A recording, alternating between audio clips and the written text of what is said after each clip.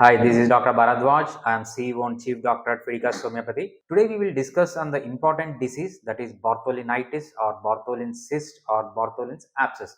These diseases are almost close to each other. These are the diseases that are related to Bartholin's gland, which is an important gland in the reproductive system of a woman. The main problem with this disease is it is a recurring disease. So once you get treated, or it is a high chance that it will come again and again. So we will check how to handle this, how to stop the recurrence of the disease, and we will check how homeopathy can help you in treating the disease, preventing the disease coming again and again. Basically, this is the disease of the Bartholin gland.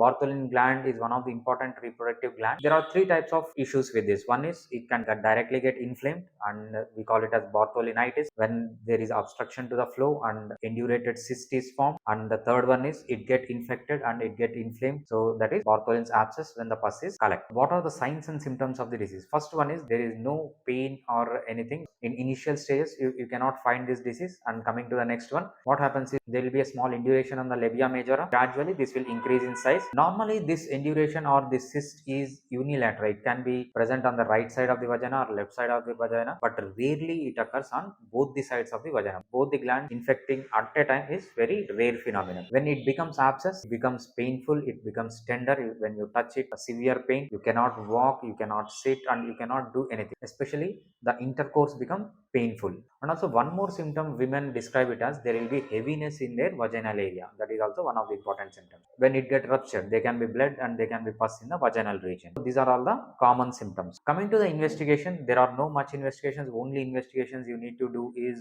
when the cyst is recurring, you have to do the biopsy and check whether it is any cancerous growth or not. Other than that, there is no other investigation is needed. The diagnosis is straightforward. To understand this disease more, there is some important anatomical structures you have to understand before we move further into the disease. In the perineal area of women or reproductive area of women, there will be two major structures. We call it as labia majora, which is outer one, and labia minora, which is inner one. So in between labia majora and labia minora, there will be a flat structure. That structure we call it as vestibule. In vestibule, in anterior part of the vestibule, there will be urethral opening. In the posterior part of that vestibule and the back part of that vestibule, there is a vaginal opening. On either side of the vaginal opening, there will be small holes or small ducts. These duct leads into a gland. That is Bartholin's gland, and the ducts are called Bartholin ducts. They open on the either side of the vagina. So this is the important structure there. These glands are racemose glands. Racemose glands means it looks like a sac. These are whitish and yellow in color. Coming to the physiology of gland, what is the function of this gland? Normally, this gland secretes mucus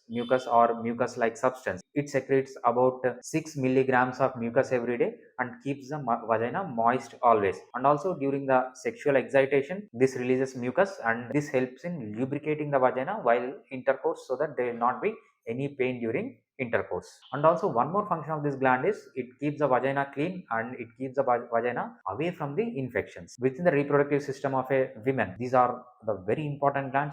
These play major role in the reproductive health. And coming to the etiology or reason for this disease, first one is bacterial infections. This gland may get affected due to bacteria, or this may be due to sexually transmitted diseases and the bacteria and virus related to sexually transmitted diseases. Gonorrhea is one of the common diseases. So they can be injury while cycling, or when you have hardcore sex, there can be injury to this gland as well, or the ducts of this gland. There can be dust accumulation in the ducts of this gland, and also the secretions of this gland sometimes become dry and the duct may get closed. The major risk factor for this disease is wearing the tight panties or wearing the tight clothes, and also sexually promiscuous women are more prone to have this disease compared to normal women. Coming to the pathology, what are the changes that occur in these glands or near the vagina of the women when they encounter this disease? Is first one is they can be direct bacteria. This bacteria will be directly entered into Bartholin glands and infect them, especially in sexually transmitted diseases. And also the important one is gonorrhea. This is the first one. And the next one is there can be obstruction to the opening of the gland or duct of the gland. The mucus can get dried, and also there can be collection of dust. What happens here is opening of the gland gets blocked and mucus starts accumulating within the gland, and there will be swelling of the gland. The gland increases in the size and then it becomes hard and it becomes cyst. Once there is mucus within the gland, this get infected and there can be pus formation. Then it becomes reddish, then it becomes hot, then it becomes tender, it becomes painful. Once the gland ruptures, there can be blood coming out of the gland, or there can be pus coming out of the gland. What is the conventional treatment for this disease? Conventional treatment means the treatment which you took when you find that you have some problem with your vaginal area. You go to a corporate hospital, or you go to a gynecologist, or you go to a doctor who is nearby your home. This is also called English form of medicine, or Western form of medicine, or allopathic way of medicine. So what is the treatment there? What are the disadvantages it has? So there is no treatment in the later stages. They will mostly go for the surgery. The first surgical procedure they follow is incision and drainage. When there is when the gland is indurated, or they will just give a small incision and open the gland, and they will drain out the pus and give you the antibiotics and painkillers. So there are a lot of side effects with antibiotics and painkillers. This is in the initial stages when there is cyst. And in the next stage, they can do one more surgery that is called as marsupialization.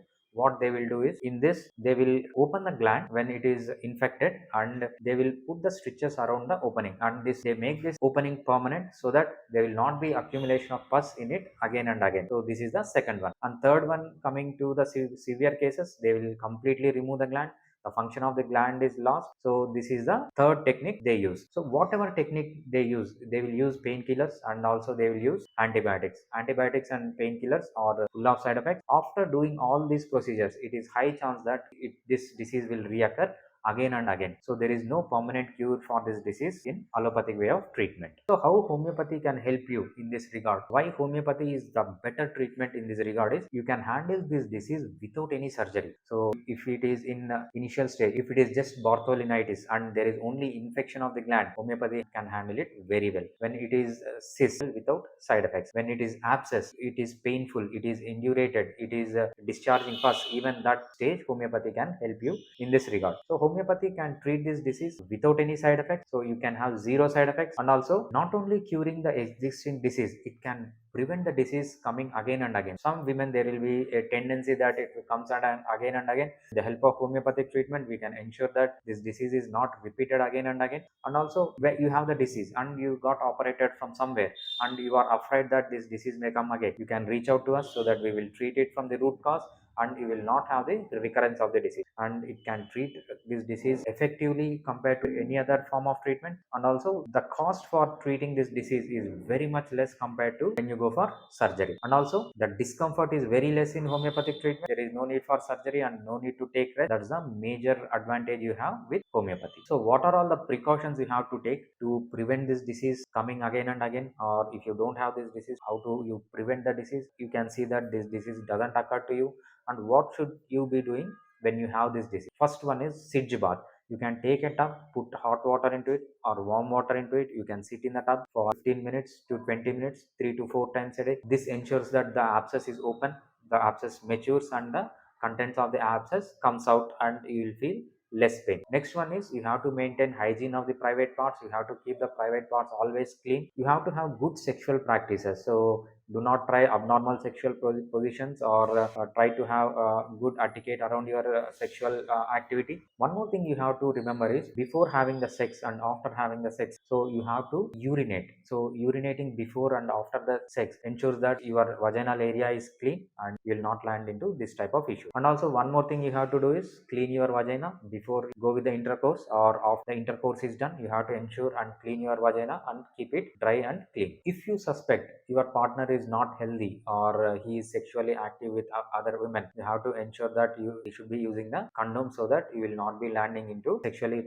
transmitting diseases which leads to Bartholinitis or cyst or abscess. So these are all the important precautions you have to take. Apart from this, you have to take good diet, healthy diet, sleep well, especially you have to sleep for 7 to 9 hours, exercise regularly, and lead a stress-free life, so that your immunity will be optimized. You will have good immunity, and the chances this type of diseases is less, and the chances of curing this disease becomes high. And coming to the prognosis, what happens if you don't care about this disease, or if you don't take homeopathic treatment? Initially there will be cyst formation. It is not taken care, so it will land into abscess. Abscess will be more painful, more difficult to treat, and also you will have painful intercourse. And the main problem with this is, if you don't treat, or if you don't complete the treatment, this problem may come again and again.